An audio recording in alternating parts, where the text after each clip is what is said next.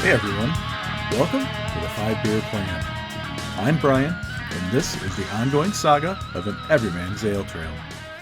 In this episode, I'll recap my latest southern tour stops, wrap up with Scott and Zach from Chapman's Brewing, and review Black is Beautiful Volume 2 from FBP Homebrew Project. In this segment of Tales from the Trail, it's time to recap the southern hospitality that I experienced in Knoxville, Tennessee. As any of my clever followers know, it's always good to do some recon on brewery destinations, especially if you're traveling and have to find a place to stop anyway. As you might recall, during last year's Sunshine State Shenanigans, we sat next to Sam, who invited us to check out the K-ville beer scene and check out Crafty Bastard, where he worked. So we planned and schemed and settled on a little volunteer layover. You may not be shocked to find out that Knoxville has its own ale trail. And I got sucked in. And I worked really hard for about 6 hours to get the minimum 8 check-ins before the night was out. This required some strategy, even for a Friday night, determining what my route would be based on last call. Once we got settled in, we set out for Pretentious Brewing. The brewery is nestled in the heart of Old Town in an artsy district. The Tangerine Dreams Fruited Sour was a highlight here. Unfortunately, my partner in crime was having some back problems, so I took her back to our Airbnb, which was fortunately only about 10 minutes away. Another highly anticipated stop here was Zool Brewing. Known for sours and IPAs, it was buzzing with activity.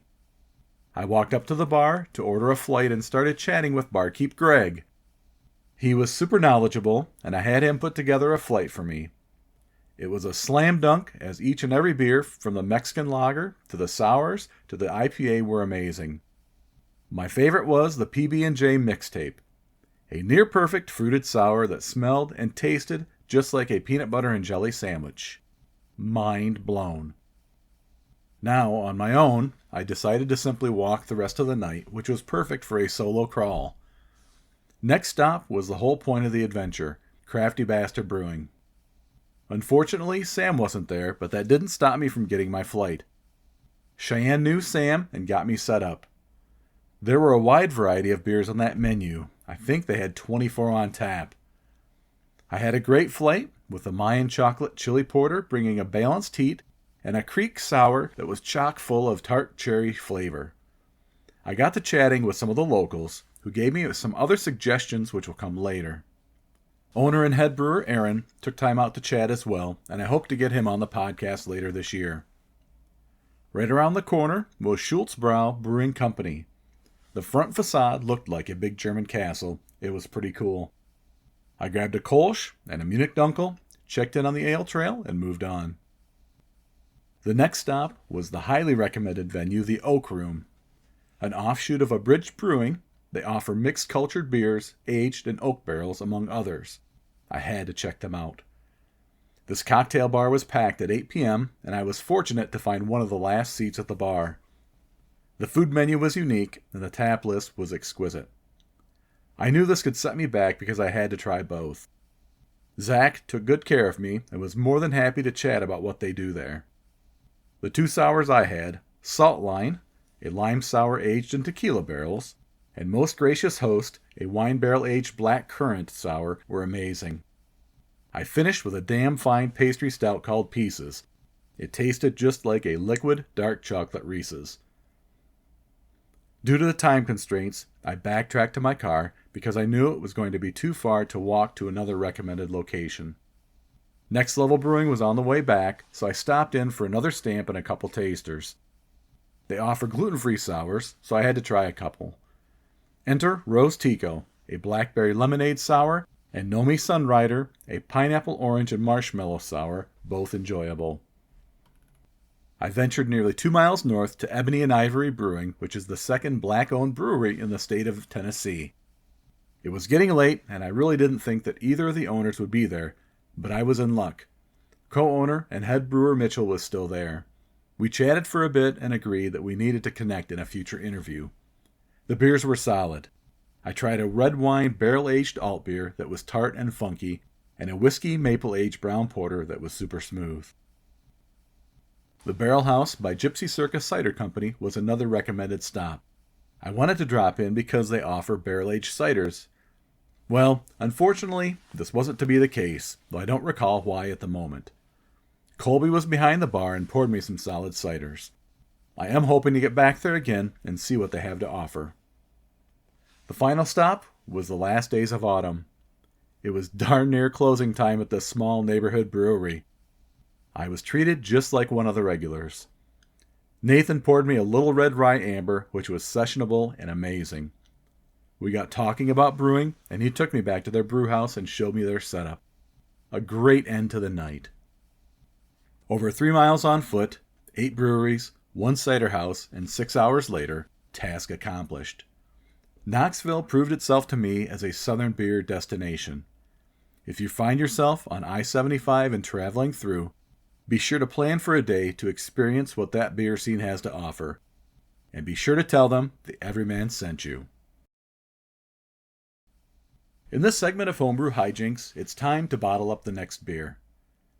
Reality now set in. I could see the real challenge with this brew was going to be the massive amount of hop matter remaining from the 2 dry hop additions. It was resting on the krausen, or the top of the beer, and also as a layer on top of the trub at the bottom of the fermenter. As usual, I made a batch of PBW to sanitize my bottles, caps, hose, and bottle filler and let everything air dry. Once everything was ready, I started the process of filling the bottles, adding a carb tab to each one and capping them. I got 9 bottles, but I could see that a couple of them were going to have more hop matter in them than I had hoped. I guess we'll wait and see what happens during the reveal. Next time, I'll share my next project. Now, it's time for Barstool Banter. Zach and Scott resume the conversation about the Electric Works location, and then we finally get into some talk about beer, what it's going to look like long-term at Chapman's, and also some of their favorites. Just as a reminder, if you're anywhere within the Fort Wayne, Indiana vicinity, consider stopping in to see this beautiful space. And if you happen to see either one of these guys, let them know you heard about them on the podcast. So what other kind of special considerations did you have to make there with, you mentioned that you had to make sure that none of your chillers and stacks were showing on the outside from the road. Any other things with such a large brew house or such a large space that you had to work with in order to make it all happen there? Well, right now, the big thing is, when you have a big city like Fort Wayne, if you think about where we have been historically, we've been in some of the smaller communities around here. The health department, these guys know their stuff. Recognizing that having the ceiling in the brew house, we thought, we'll just have it open to the big clear story above. No, you can't do that. You got to capture these things. So I think these are all things that have really helped us make something that is going to enable us to produce the most consistent, good tasting beer. But really just recognizing what it takes in 2023, 2024 to build something like this out.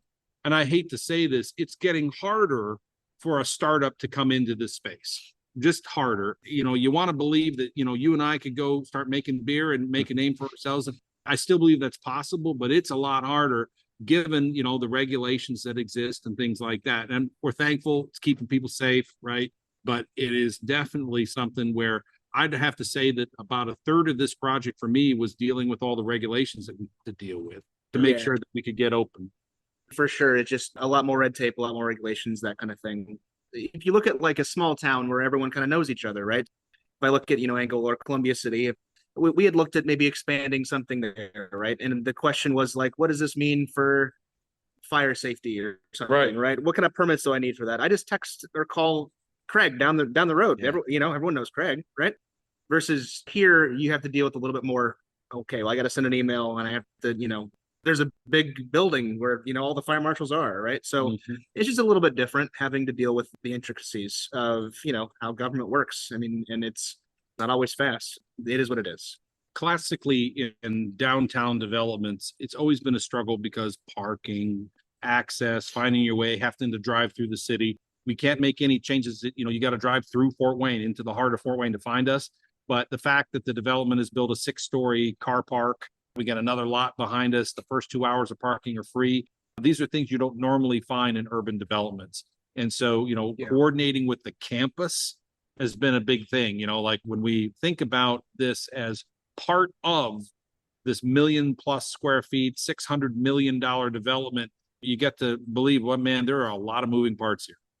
Well, I'm glad to hear that there's going to be ample parking. But when I was looking at Google Map and seeing where it was located, I'm thinking, gosh, there just really isn't a whole lot of parking down there. How are you going to be able to accommodate 200 people at the brewery, It's so funny that you say that because, okay, you look at Chicago or Indy or big cities, right? So you look at bigger cities.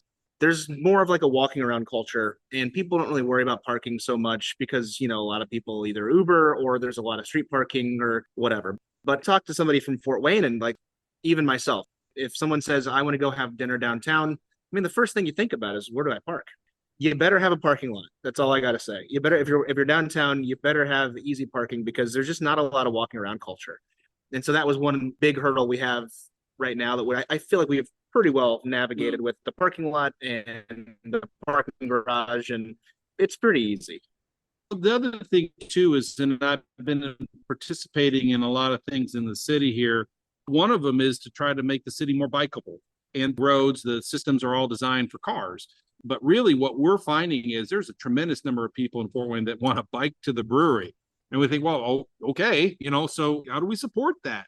And then to find that the whole development here is like, man, help us. We want it to be, tell us where we put bike racks up. Tell us where we can put a bike garage up. They did it in the parking garage. If you want to leave your bike there, you're worried about, it's untended, there's nobody around. There's a whole cage that you can put it in there and protect it. Just thoughtful things like this all over the place to try to make Fort Wayne, just like, it's inevitable. Anybody who lives in Fort Wayne that travels, goes to bigger cities, says, man, why can't we have this in Fort Wayne? It's like, well, they're starting to do it. Like I said, kudos to the development team there in Fort Wayne for really thinking and embracing, you as a business and saying, well, how can we really help you and facilitate the people that are going to come to your establishment and get there. Right. So, and I think that's another thing too, if I think about the comment you made earlier, Scott, that they didn't want another shopping mall. They didn't want another destination like that. I think that's another thing with the whole craft industry is that the clientele you get, it's a different clientele than what you're going to get at the corner pub, right? So you're coming in, you're not going to sit and slam 6 or 7 craft beers when you sit down, unless you've got something that's sessionable and good. But typically you're going to enjoy. You're more likely to have people that are going to sit and they're going to enjoy for multiple hours at a time and just really enjoy what you've created there. Such a great statement because like we were talking with, some of the folks about, hey, are you going to offer reservations? And we said, well, yes, but it'll be a limited amount of tables, not for any other reason than we're not interested in turning tables, chains and big things like that. Well, you're going to be here 22.5 minutes and then out the door you go because we got the other guy right behind you. It's like, nope, craft beer is something you come in, you sit, and if you want to sit there and drink beer all afternoon, we love it. We'll probably pay for your parking, that kind of stuff, because we just want people to come here and enjoy themselves. That's what craft beer is all about. Well, let's face it. I mean, really, at its base, the model for making money in a craft brewery is selling beer. So why push people out after 22.5 minutes when they're going to sit and have probably 2 or 3 pints, and maybe they'll sit for 3 hours, but they're going to have 2 or 3 pints. Well, and it doesn't hurt. The servers love it too, because this is a well-known stat. The craft beer drinkers tip the most. I mean, they value the work that goes into it. They value the people that are serving it. This is not some corporate transaction. This is the people As anyone knows, I don't know many people that want to go and have a whole bunch of beers and sit at O'Charlie's or sit at Applebee's or whatever, right? You go to a bar or a brewery because it's got a good feeling in there. It's got a nice vibe. You feel comfortable and you want to just stay and hang out for a little while. That's how you do it, right? That's correct. That's what I feel like we've really tried to build here and make it as comfortable as possible. Along those same lines, I assume you're going to have some food there available as well? Yeah, I mean, we've got a really large kitchen in the back. The word I always use to describe the food is just elevated bar food. So it's not going to be just fried pickles and jalapeno poppers. We've got a lot of like handheld stuff. So we have a full kitchen, great smash burgers, really, really good flatbread pizzas. And then we've got smoked meats. So all the smoking for the company is going to be done here actually as well. We have a smoker in the kitchen. They can smoke, I think, 400 pounds at a time. It's really, really impressive. It just got delivered 2 days ago. We've both been nerding out about, how cool this is.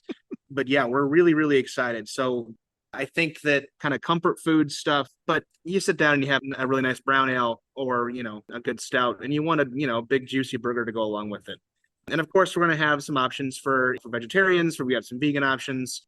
So if you want to have a salad for lunch or something like that, you can totally do that. But we both know that you'd rather have cheese fries or, beer cheese fries, right? Well, it sounds like you've thought through that as well. Now, with 200 plus people that are going to be there in the tap room, have you thought about sound mitigation at all with the open space up above? Yeah, we've got like a state-of-the-art sound system actually in here. So Scott's an audiophile. So he spent, days and days and days putting this thing together. The guy makes his own amps. So and it's pretty impressive. But essentially, we've got this set up to where the low end, the bass from whatever song is playing, it plays at a frequency that doesn't really mitigate any kind of like chit chat and talking back and forth. So it eliminates a lot of like the echo. But of course, we've got just a lot of like wall art that's going in that's going to be on canvas and, hanging sound dampeners, that kind of stuff. So for sure, we've been thinking about that a lot. One of the challenges is that with any kind of large space, especially when we get a lot of hard surfaces that we have in here, is echoing. And really, it's kind of disingenuous to suggest that we want you to sit around and talk when you can't hear yourself think, when it's too loud. So the first thing we did is the audio system, even though it's about 5,000 watts and we've got double 18-inch subs and stuff like that, it's been designed to start to minimize some of the frequencies at which most people talk. So you can hear it, you can feel it, but it's not interrupting your conversation. The second is it's all zoned. So if you're over here by the bar and you're trying to have a private conversation, you ask your bartender, he can turn it down just for you. And so those are some of the things we've really done, because I love to hear music. We love live music, but at the same time, you worry about, if you sit near the band, you're going to be deaf. If you sit over at the bar, you're not going to be able to hear it. So we're really trying to address that. I think, though, that we're going to have to wait and see on some of these things, because once you fill this place with a couple hundred people, the audio will change. Thankfully, we got some good friends over at Sweetwater that bringing over their mics to help us tune this, and if necessary. So I'm kind of looking forward to that again, kind of another nerdy thing to make it just perfectly acoustic. Yeah, nice. So with all that beer that's going to be pouring out of the Electric Works, is that going to affect the roulette series at all? No, business as usual on the roulette series. So the goal is to have one roulette out a month, which is what we've been doing for the last probably 3 years now. So once a month we'll have something come out. So whether that roulette is, something truly that's totally new or it's more seasonal, always going to have the core beers on. We'll always have one roulette. Those typically stick around for around 2 or 3 months. And then the Brewers Series beers that pop out of here, the goal is to have one out every week. So I think that we've got enough people that are going to be coming in that will be able to go through those beers rather quickly. And then with our distribution partners, they're going to get whatever excess we've got. And we've got a lot of area restaurants that we're really good friends with, whether that's right here in Fort Wayne, or we can, throw some more beer over Warsaw or Columbia City, but just getting them like a lot of weird one-off stuff, because the whole turn and burn culture is still there with craft beer. Places don't want to have the same beer on all the time, but I'd sure love to keep that tap line, right? So if you had a rotating Chapman's tap, that'd be super cool. So I assume then you'll have taproom only exclusives then that'll be there at the Electric Works as opposed to the other facilities? So the goal actually is going to be to increase the amount of tap lines that are at the other facilities. So off the rip, yeah, of course, if I only have 10 taps at Columbia City and Angola, I can't physically fit 10 more beers in there. Right. So off the goal or off the rip, yes, we'll have some beers that are only going to be available here. However, here in the near future, I do plan on expanding the tap lines into their locations so they can get the same cool stuff. However, there will be some stuff that just goes so fast, maybe you don't get a chance to try it at other spots. But yeah, the goal is to get a little bit of everything everywhere. Will the distribution footprint change once you open this facility as well? So as of right now, the answer is no. So we're still as far south as Marion, and then we go all the way over to Illinois with our distribution partners, Indiana Bev, and then 5 Star. Our goal is to get back down into Indy. I think the last time we talked, we initially went into Indy with Monarch down there, and they did a great job for us, but ultimately we weren't able to keep up with production up here to appease, our fans up northern Indiana. And they were asking, well, I could find your beer down south, but I can't get it here. What's the deal, right? I think you got to take care of your backyard first, and then expand. So the goal is to get back down to Indy probably by the end of this year, and we've got some plans to do so, but I want to make sure that I've got enough beer to keep everyone happy here first. Yeah, I like to hear that. Yeah, it's kind of like we drink all we can and we distribute the rest, right? So that's really the long and short of it here. I think what really is great for our distribution partner, So we got them coming in, and they're excited because, they get Rotation Nation requests just as much as everybody else. So the fact that they can come in and say, what do you have that's new? And say, well, Chapman's here's this week. Here's the new thing, right? So they're excited about that. That really is how a lot of people in distribution really take care of their best customers by giving, there's only a certain number of things available. And while the price catalog's available to everybody, here's the people I'm calling first, that kind of stuff. And so we're really excited. 5-Star has just been fantastic. Stan there is a personal friend. They've been wonderful to work with and put up with us for the last decade. So what kind of events and activities do you plan to have at the Electric Works? So right now we're working on 2 pretty large events. I love beer fests, as I'm sure you do too. The plan is going to be to have here later in August, Electric Fest. So it'll be a wing fest / beer fest through the middle of campus, Dynamo Alley. I plan on shutting that whole alley down and then having breweries all along either side of it. And then at the end have a wing fest. The goal is going to be to have every brewery bring their own wing sauce. We're going to make probably 5,000 pounds of wings, and everybody gets some with their ticket and that kind of thing. The second thing is that we are fantastic friends with the German Fest here in Fort Wayne, German Heritage Society. I mean, there's 9 different clubs or something, so we're really good friends with all those guys. However, there's not really a great Oktoberfest event in Fort Wayne. You get the German Fest event in June, and then you don't really have an Oktoberfest. So the plan is to rent out the entire forum, which can hold 400, and it's got 50-foot ceilings. I mean, it's huge. Yeah, Munich-style beer hall. Think that. So the goal nice. is to throw an Oktoberfest-style event in the forum. We're still early stage development on that. Can't really say a whole lot about it, but that's the goal, and it's going to be incredible.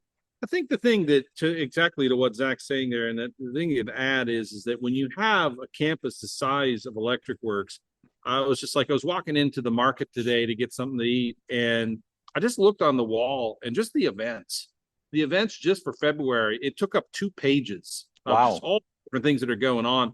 During the summer, the farmers market that's running around here, all the festival stuff that's going on the weekends. It's not just that there's always something going on. There's like multiple events going on.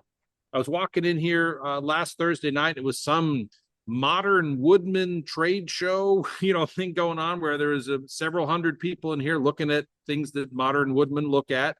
And I'm like, man, it's just, I didn't even know this was happening. And there's hundreds of people here.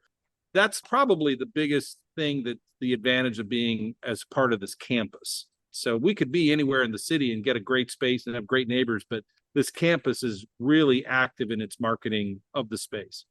And just the event space off the forum, to go back to like how well this place was built. The floors are reinforced concrete. Yeah. I mean, they were built to hold tanks. You can put 5,000 people on one of these floors and it's not going to shatter, right? Yeah, So no, nothing. there's Yeah. just so much you can do here. Right. That's another interesting thing too, is that because you've got this large campus, you're going to get some cross-pollination of people that are going to go to various events, various businesses that are going to stop in because they're like, hey, I can get some food, I get some beer. That's going to be fantastic. Oh, I think it helps everybody. I mean, the goal is, I'd love to see just more bars and restaurants start popping up in here. We need a drinking culture in this area. And I think that if more people move in, we all win. Correct. Yep, I agree. Well, I know we're getting close to our time here. So, Scott, for you, I have one last fun question that I have to ask everybody that I interview. If you were a beer, what style would you be and why? So, as all of us do, when you're in this business, you get, what's your favorite style? And my typical answer is, depends on who I'm with, what I'm eating, time of day, what I've been doing, what I'm planning to do, all those things. So we actually have one of my favorite beers, and probably the one I most self-identify with, I guess, if that's the nature of your question, is our Southern English Brown. So my family from that part of the world, as well as Scotland, and just the character of that, it's relatively low ABV. It's meant to be drank all day long. It's a session beer, Southwest London, been made since the 1850s. And I think it's the perfect beer to have a conversation with, that you're just going to sit there and enjoy this thing and let it warm up a little bit. Having it ice cold, that's not doing it any favors. And I like to think it's nice and approachable, just like me. Great answer. Well, hey guys, I really appreciate your time today, and gosh, best of luck. So March 5th is the grand opening of the Electric Works for Chapman's there. So if you're anywhere in the area, be sure to stop in. Zach, Scott, again, just really appreciate your time. Yeah, thanks for having us on again, man. I appreciate We it. really appreciate it too, and thank you so much. Last call. It's nearly time to wrap things up, but first, one more for the road. This episode, I'm drinking Black is Beautiful, Volume 2 from FBP Homebrew Project. From the brewer, open-ended beer collaboration supporting the National Black Brewers Association's work in developing and growing black brewers nationwide. Brewed and dry hopped with loads of Citra, Strata, and HBC 586 hops for a tropical overload of aroma and flavor. Without further delay,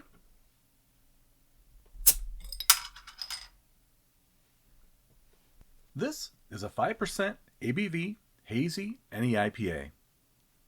So when I pour it out, it actually, alright, so full disclosure. I brewed this beer several months ago. It has been in my refrigerator, and it has been kept out of the light. It's the last bottle that I had from the batch that I brewed. Unfortunately, I just have not really had a chance to get to it to do a proper review. So I'm doing that now. So unfortunately, when I popped the top on this, it immediately foamed. There was a lot of hop matter still at the bottom, so clearly there was still a little bit of yeast activity going on even after several months of it setting in the refrigerator. It does have a really nice color, poured kind of a light golden color. Unfortunately, all that hop matter got into the foam and really didn't go anywhere except for in my glass. So what I needed to do was I needed to just kind of let the head dissipate and let this hop matter kind of settle to the bottom. So that's what I'm doing currently. And I will say, on the nose, I'm definitely getting a lot of that great tropical overload that the brewer described here. A lot of citrus, maybe even a little bit of passion fruit, maybe a little bit of stone fruit.